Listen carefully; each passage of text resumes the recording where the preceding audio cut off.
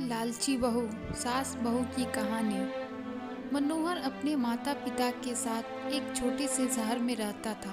वह एक कंपनी में काम करता था जिसके पैसे से वह अपना खर्च और अपने परिवार का खर्चा चलाता था। कुछ वर्ष बाद मनोहर की शादी हो जाती है। उसकी पत्नी का नाम रिया था। रिया एक बहुत ही लालची किस्मत की औरत थी। रिया को जब भी पैसे मिलते थे तो वह तरह तरह के कपड़े और गहने खरीद लेती थी।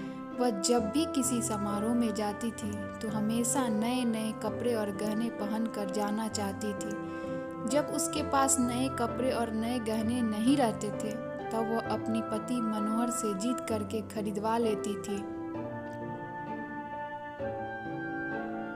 उसकी लालच से उसका पति भी तंग आ गया था। मनोहर रिया को हमेशा समझाया करता था कि हमारी कमाई उतनी नहीं है कि मैं तुमको हर समारोह में जाने के लिए अलग अलग तरह के कपड़े और गहने खरीद कर लाया करूं।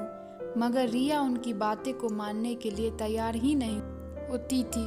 एक दिन जब रिया किसी समारोह में गई थी तब उसकी एक सहेली मनीषा उसके घर पर आई। मनीषा ने रिया की सास से उसके बारे में पूछा।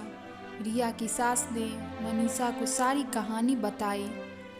मनीषा ने अब रिया को सबक सिखाने के लिए एक योजना बनाई। वह रिया के घर के सारे राशन लेकर चली गई और राशन के डिब्बे में अपने गहने और नए कपड़े लाकर भर दिए। जब रिया समारोह से वापस आई तब वह किचन के डब्बों में गहने देखकर बहुत खुश हुई। शाम हुआ, जब रिया खाना बनाने गई तब उसे राशन नहीं मिला। तब वे अपने सास से पूछा, सारा राशन कहाँ गया? उसकी सास ने जवाब दिया, मैंने सारा राशन और घर का सारा सामान बेचकर तुम्हारे लिए गहने और कपड़े खरीद लिया है। तुम बदल बदल कर हर दिन नया पहनो। रिया बोली, मगर खाने के लिए मैं गहनों और कपड़ों को क्या करूँगी? तभी उसकी सहेली मनीषा आई और उसने रिया को सब कुछ बताया कि यह तुमको सबक सिखाने के लिए किया गया था।